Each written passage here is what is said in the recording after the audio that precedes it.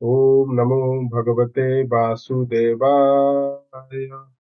ओम नमो भगवते वासुदेवाय। ओम नमो भगवते वासुदेवाय।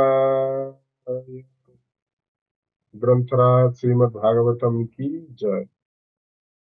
आज ମୁଁ ପଢିବି ଅତିବଡ଼ି ଜଗନ୍ନାଥ ଦାସ ପ୍ରଣୀତ ଶ୍ରୀମଦ୍ ଭାଗବତ ଓଡ଼ିଆ ଭାଗବତ ପ୍ରଥମ ସ୍କନ୍ଧ ଦ୍ୱିତୀୟ ଅଧ୍ୟାୟ। ଉତ୍ତର ରୂପେ ଭଗବତ ଚରିତ ଓ ଭଗବତ ଭକ୍ତିର ମାହାତ୍ମ୍ୟ ବର୍ଣ୍ଣନ।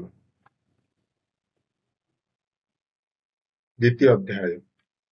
ମୁନିଏ ପ୍ରଥମ ଅଧ୍ୟାୟରେ ସୂତଙ୍କୁ ଶତ ପ୍ରଶ୍ନ କଲେ।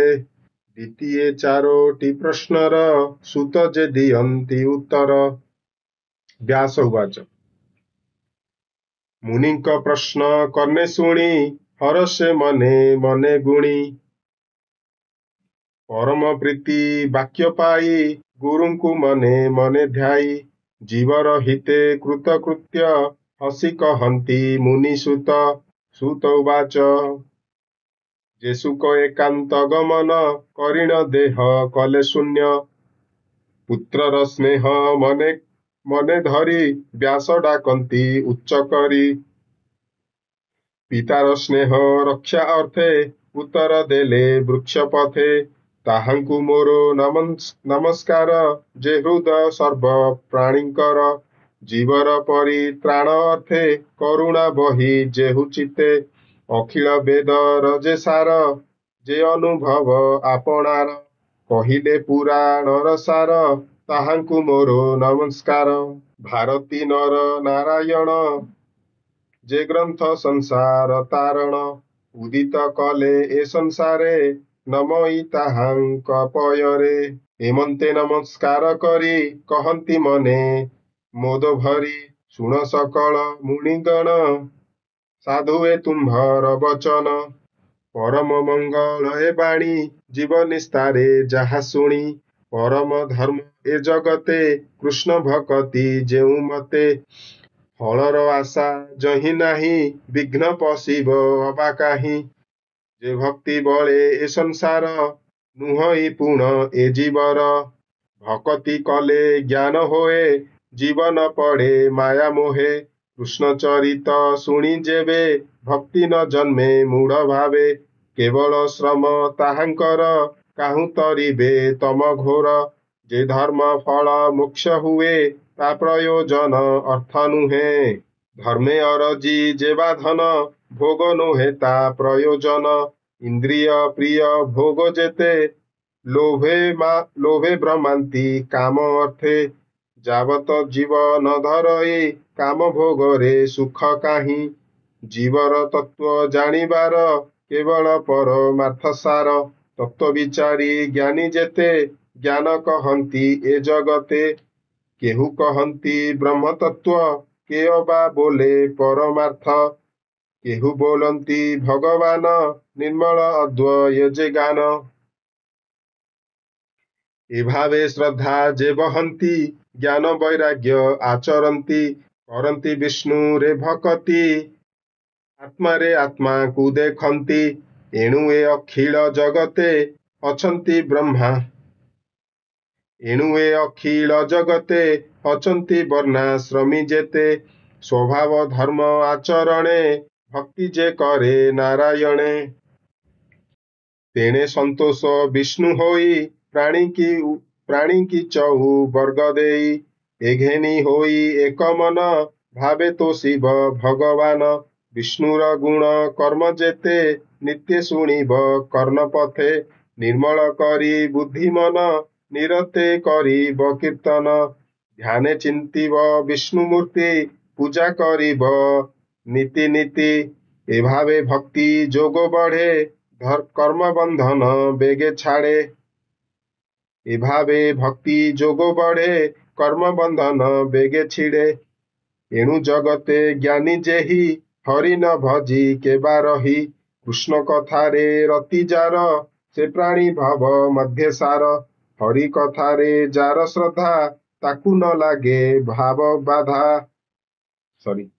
ହରି କଥାରେ ଯାର ଶ୍ରଦ୍ଧା ତାକୁ ନ ଲାଗେ ଭବ ବାଧା। पुण्य तीर्थକୁ ଆଶ୍ରୟ କଲେ ସେ ତୀର୍ଥେ ସାଧୁ ସଙ୍ଗ ମିଳେ। ଭକତ ସଙ୍ଗେ ଯେବେ ମିଶେ ତେବେ ସେ ହରି ରସେ ରସେ। କୃଷ୍ଣର କଥା ଯେ ଶୁଣନ୍ତି ବଦନେ ମହିମା ଗୁଣନ୍ତି। ତାହାଙ୍କ ହୃଦେ ହରି ବସେ ସକଳ କଳୁଷ ବିନାଶେ। ସେ ପୁଣ୍ୟ ଶ୍ରବଣ କୀର୍ତ୍ତନ ବେଦେ କହନ୍ତି ମୁନିଜନ। ସାଧୁଜନଙ୍କ ମିତ୍ର ହରି ଏଣୁ ଭକତଙ୍କୁ ଆବୋରି। ହେଳେ ତାରଇ ଭବ ସିନ୍ଧୁ ଯେଣୁ ଭକତ ଜନ ବନ୍ଧୁ।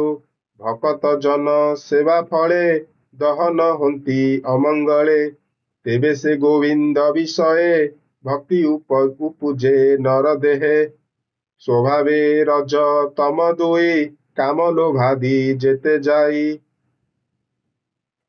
ସ୍ୱଭାବେ ରଜ ତମ ଦୁଇ କାମ ଲୋଭାଦି ଯେତେ ଥାଇ।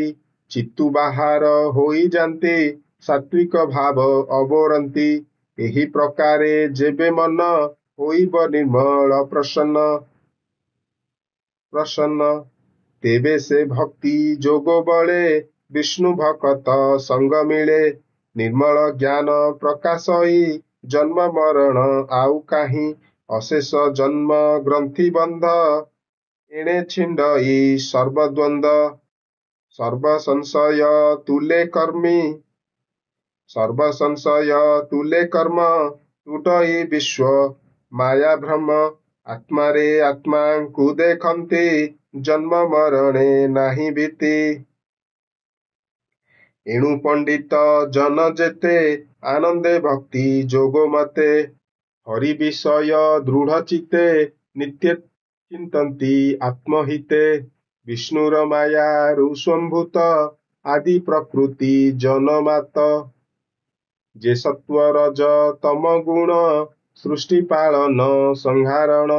ଅନାଦି ପରମ ପୁରୁଷ ଏ ତିନି ଗୁଣେ ସେ ପ୍ରକାଶ। ସୃଷ୍ଟି ଉଦୟେ ବ୍ରହ୍ମା ହୋଇ ପାଳନେ ବିଷ୍ଣୁ ସେ ବୋଲାଇ। ସଂହାର କାଳେ ରୁଦ୍ର ରୂପେ ସୁଖେ ବିହାରେ ମୋହ କଲ୍ପେ।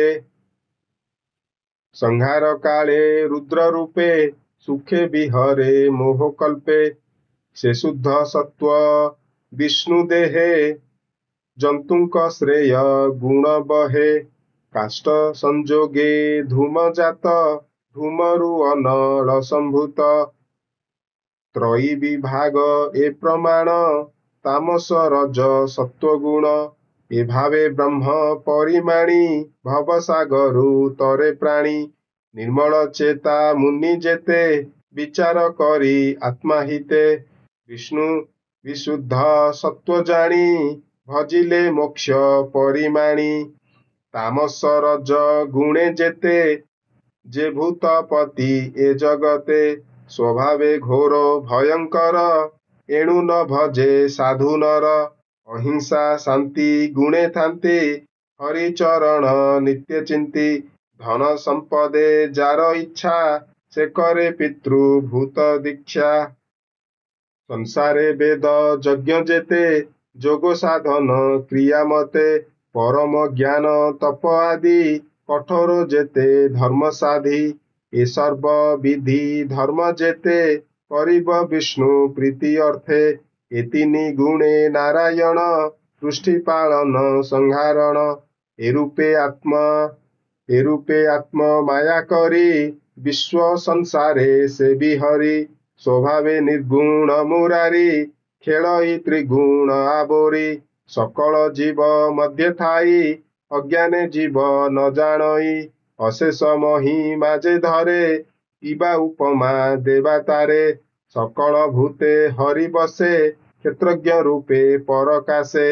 ଅଗ୍ନି ଯେ ସନେ କାଷ୍ଠେ ଥାଇ ସେ ରୂପେ ବିଶ୍ୱ ଆତ୍ମା ସେହି। ଭୂତ ଇନ୍ଦ୍ରିୟ ମନ କରି ନିର୍ମିତ ଅଟେ ଭୂତ ଚାରି।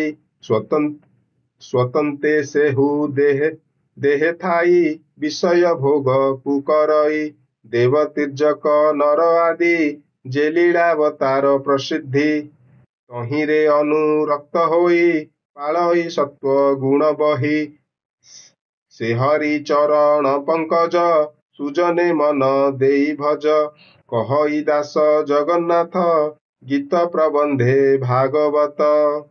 इति श्रीमद्भागवते महापुराणे परमहंस्यां संहितायां प्रथमस्कन्धे नमिषोपाख्याने भागवत भगवदनुवर्णनं नाम द्वितीयोऽध्यायः। ओम नमो भगवते वासुदेवाय। ओम नमो भगवते वासुदेवाय। ओम नमो भगवते वासुदेवाय। द्वितीय अध्याय समाप्त।